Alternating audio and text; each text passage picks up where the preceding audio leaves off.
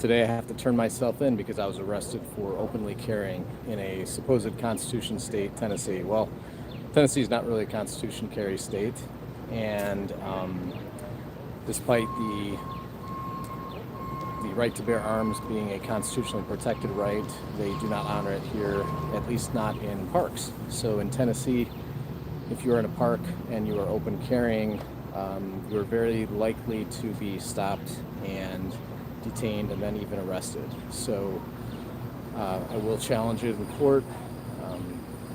I will not plea, and I'm just letting everyone know that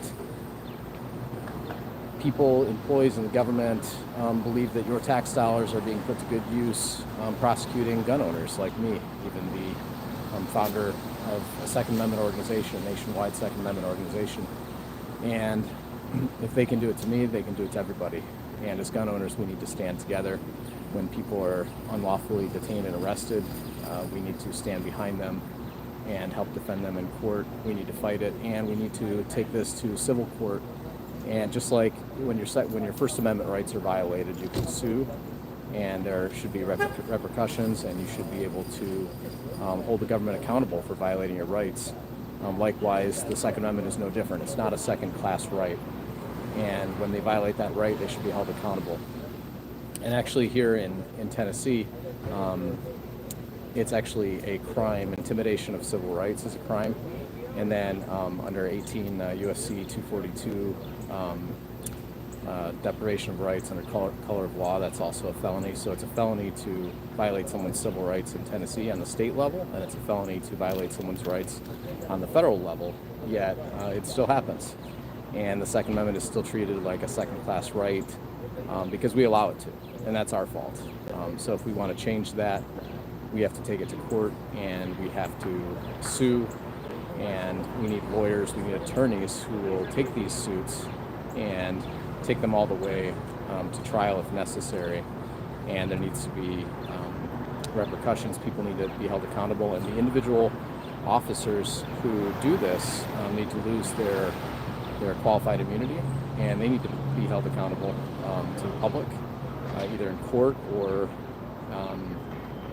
to the public as far as those agencies they work for. They need to lose their job and never be in public service again. So yeah, that's what's going on. I have to turn myself in because I'm being treated like a criminal. And you know, with everything going on in this country, we have open borders.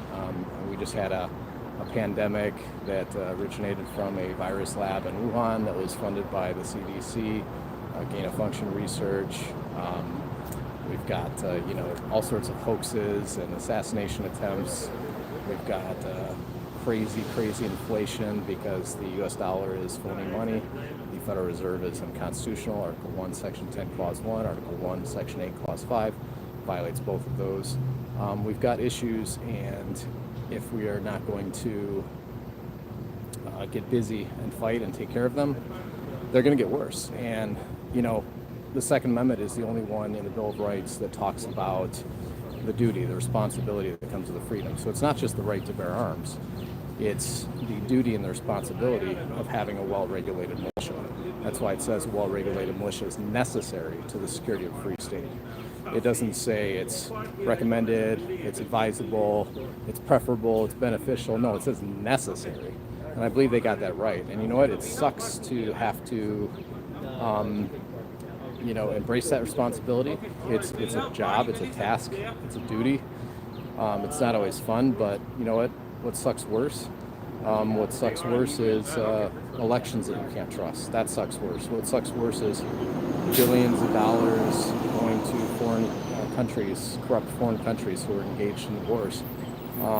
What sucks worse is trillions of dollars unaccounted for. What sucks worse is not being able to pay your bills because inflation is too high and all of your money is being used to pay for social programs and bring people into the country from other countries when we have our own problems here.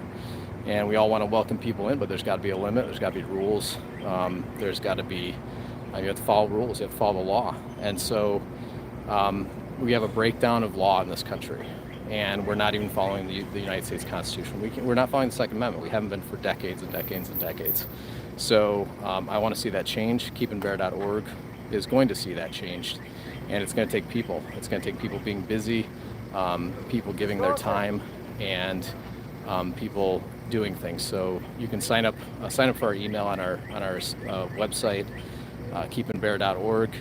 Make sure you get those emails. We give away a gun every month.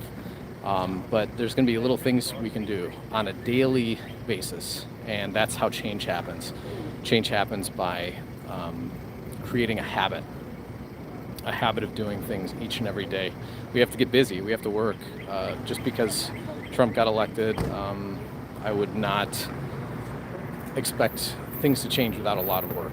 And we have a lot of problems, so let's get to it. Let's roll up our sleeves and let's fix these problems. Let's get to work. So now I'm going to turn myself in like a criminal. Catch you later.